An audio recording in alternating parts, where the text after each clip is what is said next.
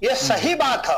और जब पैरवी के स्तर में सुधार हुआ है तो उसी के परिणाम स्वरूप अब अपराधियों को न्यायालयों से सजा मिल रही है। पहले कम लोगों को सजा मिलती थी, अब तुलनात्मक तरीके से ज्यादा लोगों को सजा मिल रही है। एक बात और, चूंकि यह एक अभियान के तौर पर किए जाने के लिए निर्देश डीजीपी महोदय ने दिया है, और जाहिर बात है डीजीपी महोदय को शासन से माननीय मुख्यमंत्री जी से कहा गया होगा, निर्देश दिया गया होगा, और इस पर इस प्रयास में मॉनिटरिंग भी होगी, डीजीपी मुख्यालय पर मॉनिटरिंग भी होगी। तो जब मॉनिटरिंग होती है, डीजीपी ये चाहते हैं, तो निश्चित रूप से इसका बड़ा अच्छा प्रभाव जिलों में, थानों पर पड़ेगा। और मैं एक चीज और कह दूं, मुझे कहने में कोई झिझक नहीं, न्यायालयों में जब केस ट्रायल पर रहते हैं तो कभी कभी पुलिस कर्मी भी गवाही के लिए नहीं जाते हैं, 2 तारीख 3 तारीखों पर नहीं जाते हैं, किसी थाने पर किसी जिले में तैनात है तो कोर्ट में लिखकर भेज देते हैं, मैं बड़ा व्यस्त हूं, अभी कानून व्यवस्था की समस्या है इसलिए नहीं आ पाएंगे। लेकिन जब ये अभियान चलेगा तो पुलिसकर्मी को भी अपना काम छोड़ करके या दूसरे को सौंप करके न्यायालय में जाना पड़ेगा, वहां गवाही देनी पड़ेगी।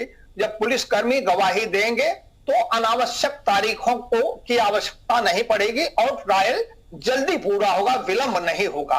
तो ये अच्छा प्रयास है, सराहनीय प्रयास है, और ये तो होते रहना चाहिए निरंतर। हफ्ते 10 दिन महीने भर की बात नहीं, निरंतर सालों ये चलता रहेगा तो कन्विक्शन रेट बढ़ेगा और इसका बड़ा अच्छा प्रभाव अपराध नियंत्रण पर पड़ेगा। बिल्कुल, एक सबसे बड़ी बात है। शमसी आजाद जी जुड़ गए हमारे साथ बीजेपी की तरफ से। शमसी जी, सबसे बड़ी बात है कि समाजवादी पार्टी के प्रवक्ता बैठे और तारीफ कर रहे हैं आपके इस फैसले की, ये पहली बार देख रहा हूं। नहीं, चीनी नुक्ता करते कहते कि ये तो मुद्दों से ध्यान भटकाने के लिए, गुमराह करने के लिए ऐसा हो रहा है।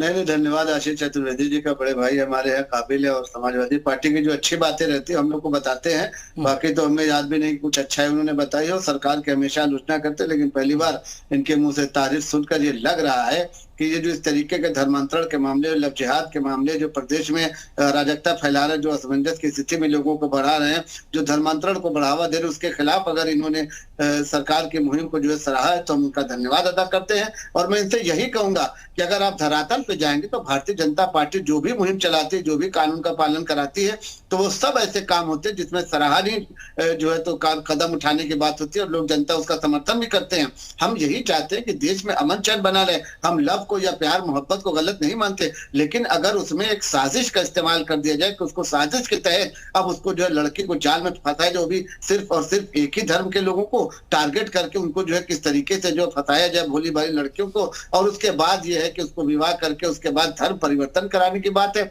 शादी आपने कर लिया, प्यार मोहब्बत आपने कर लिया, लेकिन किसी को प्रताड़ित करने का अधिकार आपके पास नहीं है, किसी को जो है यौन उत्पीड़न करने का आपके पास अधिकार नहीं, वो आजाद है। अगर आपने उसको जो है उसके धर्म के प्रति उसका अगर आपका भी लगाव है तो उस धर्म उसके साथ है, आपका धर्म आपके साथ है। यही होना चाहिए जिससे समाज में अच्छी जो है पहल इसको कहा जाए। लेकिन एक विशेष वर्ग के लोग, एक ही वर्ग के लोगों की लड़कियों को बहला फुसला कर अगर ये काम करते हैं तो कानून उनका सख्ती से पालन करेगी, और जो भी दोषी हैं, चाहे वो उनको जो है पीछे से जो है पोषित करने वाले लोगों, पुशअप करने वाले लोगों, या जो इस तरीके का काम कर रहे हैं, इस तरीके के क्या कहते हैं कार्यक्रम में, इस तरीके के जो है षड्यंत्र में शामिल है, तो उनको योगी जी की सरकार और मोदी जी की सरकार कहीं से भी माफ करने के मूड में नहीं।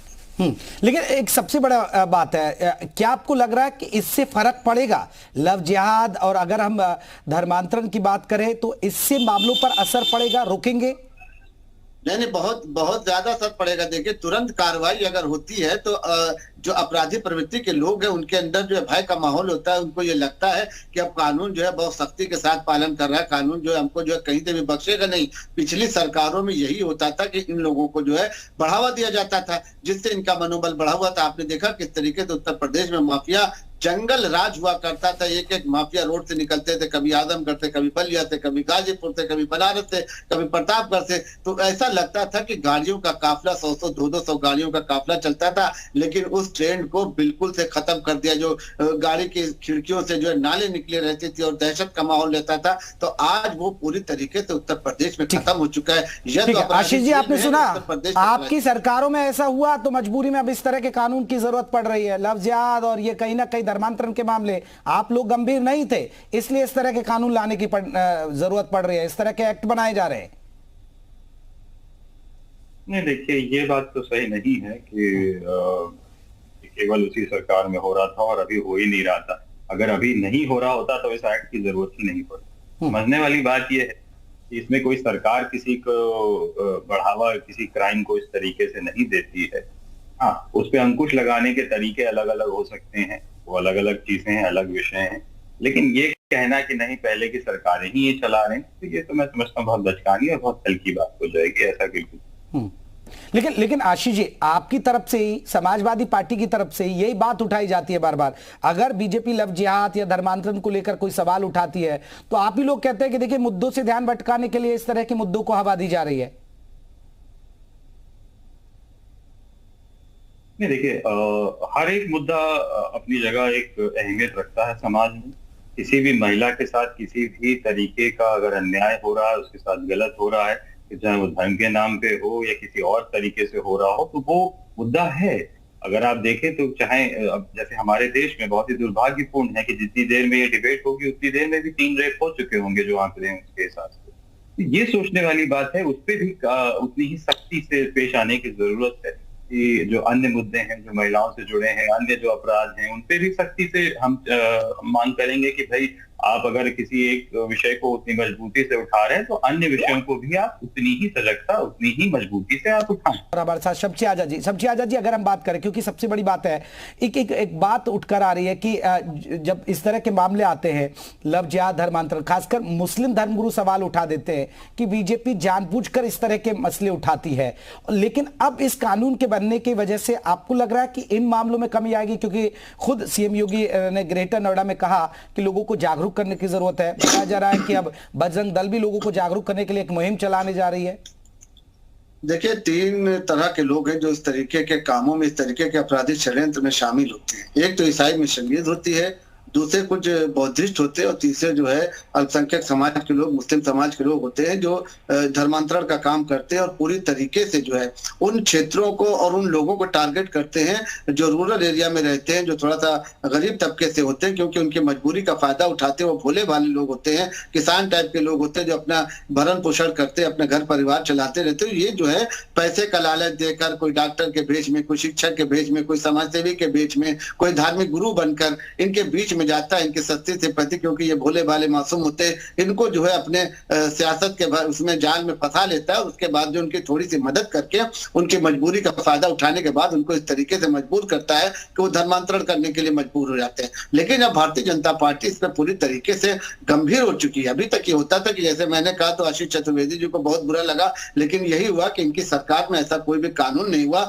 और ऐसे लोगों पर बहुत सख्ती से कार्रवाई भी नहीं की गई। लेकिन केंद्र उत्तर प्रदेश की सरकार लगातार ऐसे सभी मामलों पर, जो धर्मांतरण का मामला हो, चाहे अमन चैन बिगाड़ने का मामला, चाहे अराजकता फैलाने का मामला, चाहे विकास कार्य में बाधा डालने का मामला हो, चाहे अपराधियों को बढ़ावा देने का मामला हो, सभी चीजों पर लगातार अंकुश बना रही। तो भारतीय जनता पार्टी, अगर अल्पसंख्यक समाज इसमें कहीं से भी उसका हाथ है तो उसका भी जो है तो कहीं से भी उसको भी कहीं से माफ नहीं किया जाएगा। हम पूर्व की सरकारों की तरह उनको वोटर के रूप में उनसे फायदा उठाने के लिए उनको कहीं से भी ढील नहीं दे सकते। हम ये चाहते हैं कि आप आजादी के साथ रहें, न आप किसी को धर्मांतरण करने के लिए मजबूर करें और न आपको कोई मजबूर करे। सरकार का साथ दीजिए। अगर कहीं आपको पता चलता है, मैं जनता से यही अपील करता हूं और जनता को भी थोड़ा सा जागरूक होने की यहाँ पे जरूरत है कि ऐसा उनको लगता है कि उनके क्षेत्र में ऐसे संस्थाएं, ऐसे लोग अगर इस तरीके का काम कर रहे हैं तो उनको तुरंत जो है तो पुलिस को सूचित करना चाहिए, या भाजपा के जो पदाधिकारी हैं या संगठनिक वहां पर कोई भी समाज सेवक अगर वहां पर है तो उसको तुरंत बताएं, ताकि उस पर जो है इस तरीके का काम होने के पहले उस पर रोक लगाई जा सके, जिससे